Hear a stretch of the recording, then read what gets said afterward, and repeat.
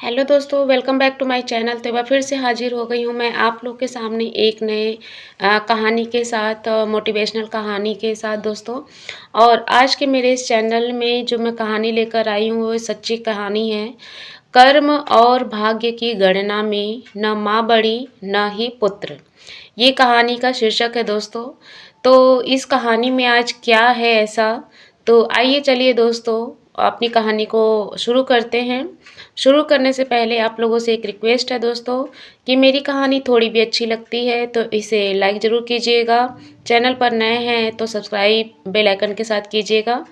और अगर कहानी बेहद पसंद आ रही है तो प्लीज़ इसे अपने दोस्तों तक शेयर ज़रूर कीजिएगा। तो चलिए दोस्तों कहानी को शुरू करते हैं। एक दिन एक नौजवान अकेला बैठा रो रहा था।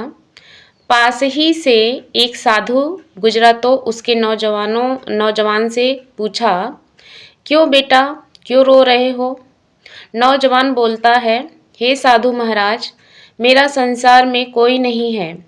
साधु नौजवान के पास बैठ गया और पूछा, बहुत दुख हुआ, क्या हुआ तुम्हारे माता पिता जी को?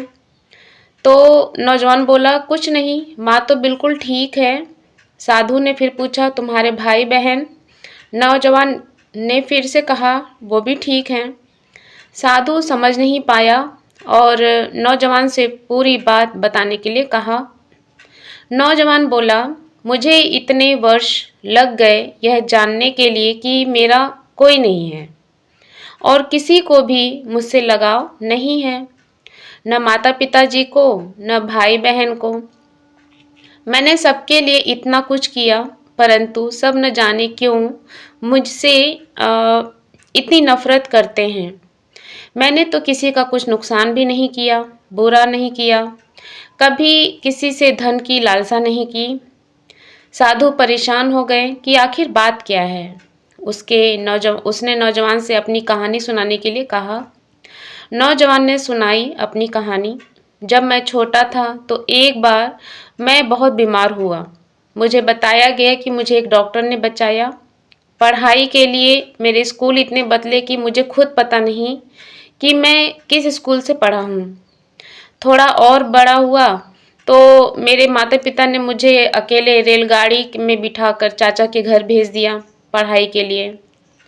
मैं साथ में बैठे एक यात्री की उंगली पकड़कर घंटों बैठा रहा। केवल 8-9 वर्ष का था मैं। 6 वर्ष बाद मैं वापस आया तो फिर पढ़ाई के लिए दूसरे शहर भेज दिया गया। फिर नौकरी लग गई। फिर नौकरी के लिए शहर से बाहर चला गया। वर्षों अकेला रहा और जब भी माता पिता या भाई बहनों के पास मिलने आता, कोई सीधे मुंह बात भी नहीं करता और सभी अनादर करते।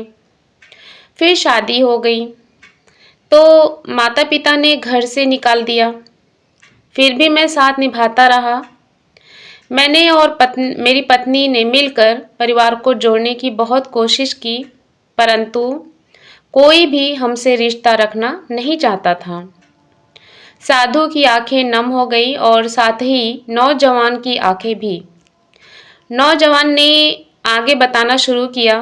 फिर मेरी नौकरी बाहर दूसरे राज्य में लग गई और हमें वहां जाकर रहना पड़ा। परंतु जब भी मैं वापस मिलने आता तो हमेशा रोकर ही वापस जाता। किसी का व्यवहार नहीं बदला था।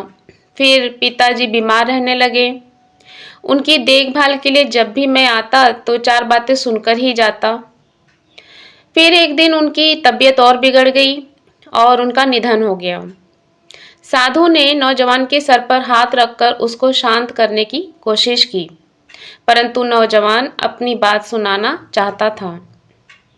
नौजवान ने फिर बताना शुरू किया, मेरे पिता की मृत्यु पर कोई नहीं आया और केवल मैंने और मेरी माँ ने पिता की मृत्यु के बाद के सारे कार्य पूरे किए।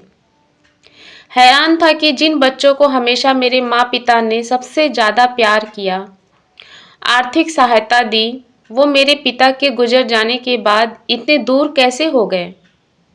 और सबने कहना शुरू कर दिया कि अब मुझे ही अपनी माँ का ख्याल रखना है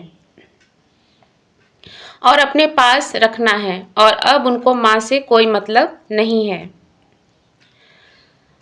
साधु भी परेशान हो गया और नौजवान से आगे बताने के लिए कहा। नौजवान ने फिर बताना शुरू किया, मैं अपनी माँ को अपने साथ दूसरे शहर ले गया, परंतु हैरान था कि वहाँ भी मेरे ही घर में रहकर वो सारा दिन मेरी और मेरे परिवार की बुराई मेरी बहन भाइयों से करती रहती। मैंने उनका बहुत ख्याल रखा। पहले वो खाना कहती, फिर हम खाते। पहले वो खाना मतलब खाती थी, फिर हम खाते थे। परंतु महसूस हुआ कि उनका मुझसे या मेरे परिवार से कोई भी लगाव नहीं था। कुछ दिन रहकर उन्होंने वापस अपने शहर जाने की जिद की और मैं उनको वापस ले आया। फिर वही शुरू हो गया। मेरे लिए मेरी माँ और भाई बहनों के दिल में केवल नफरत ही थी। जो भाई बहन अपने खुद के पिता के देहांत के बाद मिलने भी नहीं आए, वही मेरी माँ को सगे लगते थे। मैंने अपनी माँ को बहुत समझाने की कोशिश की और खुद भी समझने की कोशिश की, परंतु न वो समझी न मैं समझ पा रहा था। आखिरकार वो मेरे छोटे भाई के घर रहने चली गई और वही रहने लगी। फिर क्या हुआ? साधु ने ऐसा पूछा। फिर एक दिन अचानक उन्होंने वापस आकर फिर मेरे साथ रहने का फैसला किया, परंतु अब मैं तैयार नहीं था। मेरा परिवार इन सब घटनाओं से बहुत परेशान हो चुका था। जिस माता पिता ने भाई बहनों के ने इतने वर्ष तक मेरा सिर्फ शोषण किया हो, आज मेरी मदद मांग रहे थे, क्योंकि माँ को कोई भी रखना नहीं चाहता था। फिर भी मैं कुछ नहीं बोला और माँ मेरे साथ रहने लगी। परंतु फिर उन्होंने वही मेरे और मेरे परिवार के बारे में इन्हीं भाई बहनों को उल्टा सीधा बताना शुरू कर दिया। रोज घर में झगड़े होने लगे और हार कर मैंने अपनी माँ को वापस उन्हीं के घर छोड़ने का निर्णय लिया। नौजवान ने ऐसा बताया। साधु ने सारी बात सुनी और पूछा, फिर तुम रो क्यों रहे हो?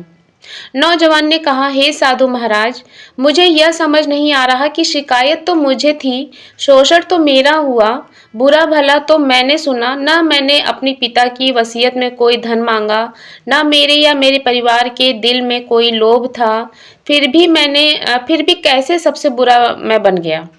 आज मेरे पास न माँ है न कोई सगा भाई बहन, और लोग कहते हैं मैंने अपनी माँ को छोड़ दिया। किसको छोड़ दिया? जो खुद मेरी कभी थी ही नहीं। छोड़ा तो उन्होंने मुझको दिया। साधु मुस्कुराए और बोले, नौजवान, लोग कहते हैं माँ से बढ़कर कुछ नहीं, परंतु माँ से बढ़कर है, और वो है कर्म। तूने बहुत कोशिश की, परंतु तेरी कोशिश को और तेरे सम्मान को कोई समझ नहीं पाया। तुझे हमेशा दोषी ठहराया। यह कसूर और बदकिस्मती तेरी नहीं, उनकी है। पछतावा तुझे नहीं, उनको होना चाहिए जिन्होंने अपने सबसे बड़े पुत्र और एक भाई को समझने में इतनी विशाल भूल कर दी। कर्म के हिसाब से सब बराबर हैं, न माँ बड़ी है, न ही पुत्र, न ही पिता बड़ा, न ही भाई बहन। कर्म सिर्फ कर्म देखता है, और आज तेरा यूं अकेले बैठकर यह सोचना ही बताता है कि तेरी तरफ से तूने बहुत कोशिश की, परंतु जब उनके भाग्य में ही तुझसे सुख प्राप्त करना नहीं था तो कहाँ से मिलता।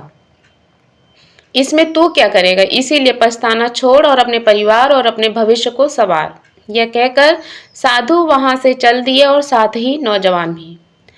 दोस्तों, लगाव, सम्मान, भावनाएं एक तरफा नहीं होती हैं। बिना लालच या लोभ से की गई सेवा धर्म के सम्मान होती है, और सही गलत का फैसला कर्म के आधार पर होता है। माँ तो माँ होती है, परंतु पुत्र भी पुत्र ही होता है, और कर्म और भाग्य की माने तो दोनों ही बराबर होते हैं। दोस्तों, यह थी मेरी आज की मोटिवेशनल कहानी कि कर्म ही पूजा है। आप अपना कर्म करते जाइए, फल देने वाला तो ऊपर बैठा है, और आपको लोग किस नज़रिए से देखते हैं ये उनके ऊपर निर्भर करता है। आप पे क्या निर्भर करता है कि आप अपना कर्म करते जाइए।